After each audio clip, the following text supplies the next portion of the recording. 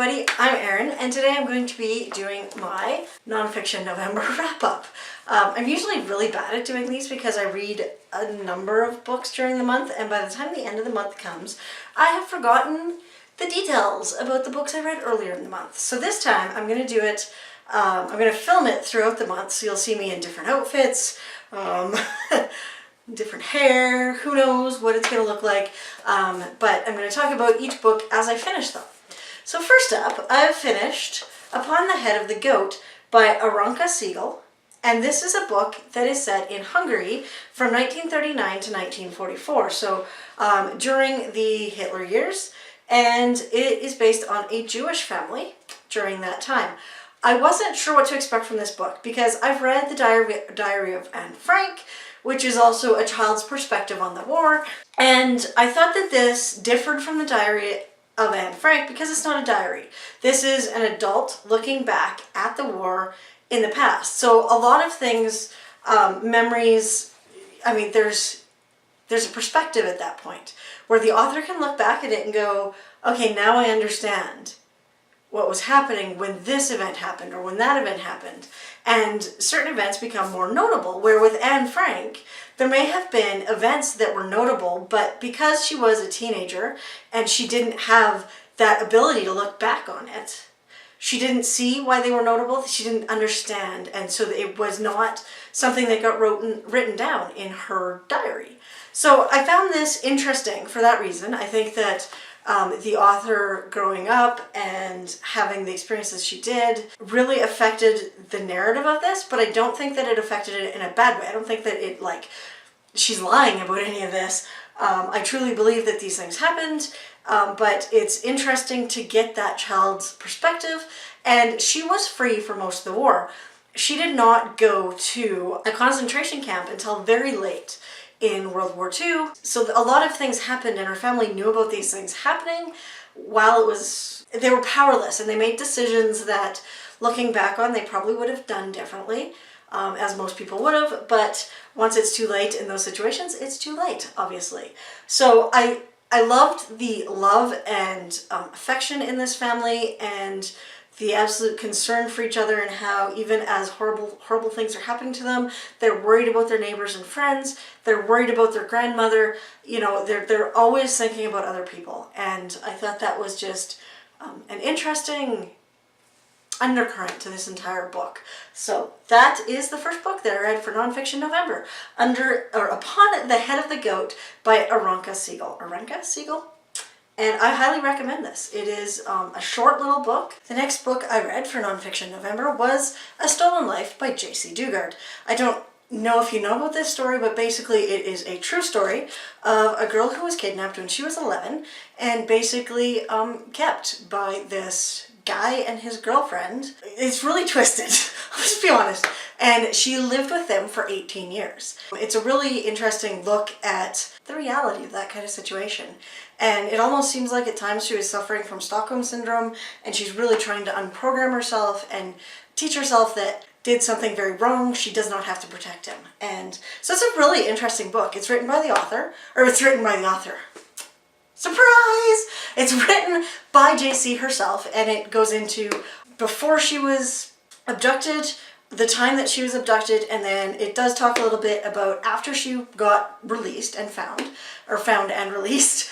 And yeah, I found it fascinating, and I read it. It's fairly short, and it was a really good read for me. I highly recommend it. I believe I gave it 4 out of 5 stars. Next up, I listened to the audiobook for Under the Banner of Heaven by John Krakauer. This is a nonfiction description book about the Mormon religion and its history. So it alternates time periods between the murder of a woman by her brother-in-laws, which is in the 80s, I believe, and then the past and the history of the Mormon religion itself. So right back to Joseph Smith, how it got started, how it moved across the United States, and yeah, I was shocked.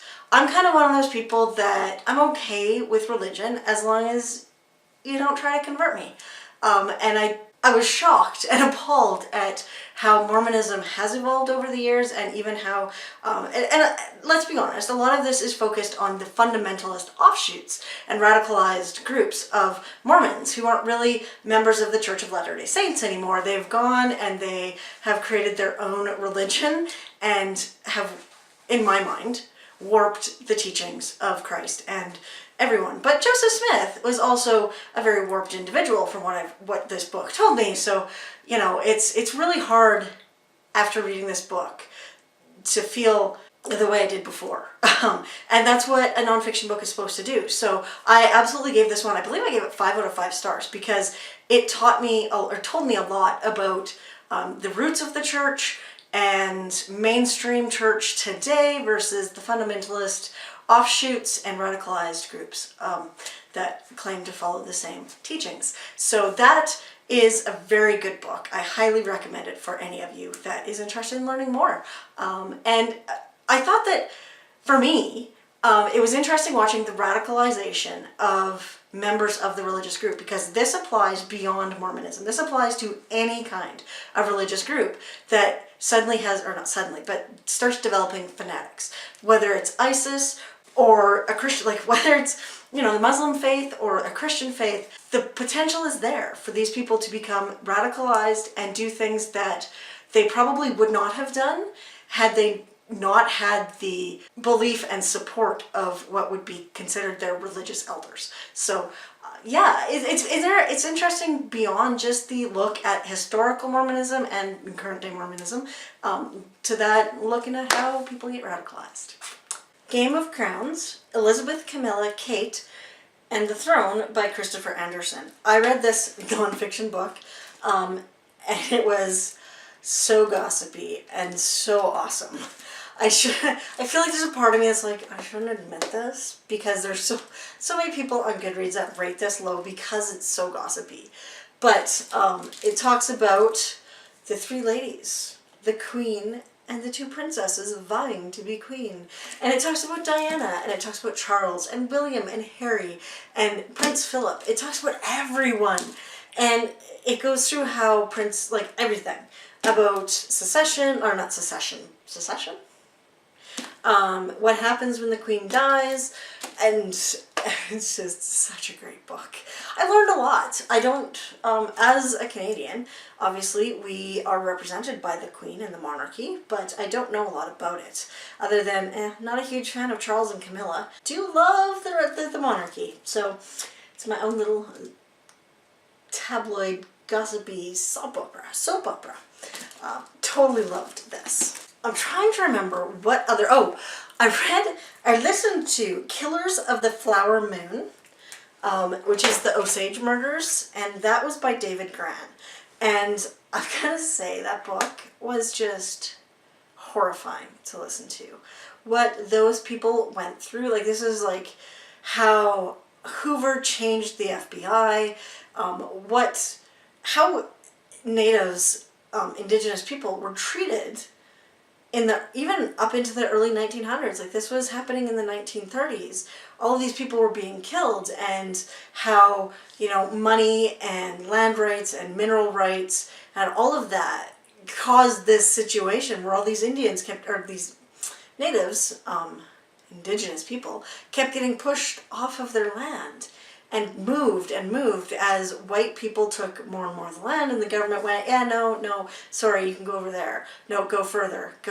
Oh, hey, that land in Oklahoma that's like useless, we can't farm it, it's rocky, it's tree covered, nobody wants it, we'll give that land to you. Oh, wait, there's oil under it? Oh. So yeah, it was really depressing, and it made me hate a lot of people. It didn't make me hate people of a specific color. It made me hate a lot of people because of the way they behaved. Not everyone behaved that way. So I thought that was a really, really interesting book. And I would highly recommend you read it if you get a chance. I'm just looking. I know I've read some more nonfiction this month. Ooh, Carol Burnett's In Good Company. I don't believe I've talked about that yet. I might have. If I have, this just won't get put into a video. I listened to this book, and I grew up I was pretty young when the Carol Burnett show was on. It sounds like it ended when I was about 5 or 6 years old. I do remember it ending, and I do remember being very, very sad and telling my mom and dad that, you know, it can't end. Make it keep going. It was one of the first shows that I really loved that ended. And so I listened to Carol Burnett in Good Company, which is also read by Carol Burnett. And it also has pieces where, like, when she transcribed interviews with some of the people like Tim Conway and Vicki Lawrence and Harvey Korman, those were they played the interviews, or like the snippets of the interview in the audiobook, rather than, so you got to hear everybody talk rather than, you know, Carol just regurgitating what they'd said, which I loved. I loved that format. And you heard about the show. And so right from like the inception of the show, her history before the show, you get a little bit of that, and then her time on the show and all of the guests they had and writers and, you know, just creating this show for 11 years. I didn't realize it had been on the air for 11 years. And the sheer creativity of the people on this show is amazing, you know, and the characters they created and some of the recurring characters and some of the recurring guests. And it was just such a fantastic book to listen to, that if you are a fan of Carol Burnett or the Carol Burnett show, I think you would really enjoy it and probably get quite a bit out of it. So I highly recommend reading it. Absolutely. I don't even know how many I gave that one 4 out of 5 stars, because I found some of it started getting a little boring, like when, especially when she was talking about, you know, stars that I don't know, because obviously it was on for a long time before I was born even, and so there's these people that I didn't know, and some of the anecdotes and stuff didn't really draw me in and weren't that effective for me, but I think someone 10 or 15 years older than me would probably get a lot more out of that book than I did. So definitely 4 stars, though. Carol Burnett is such an amazing lady.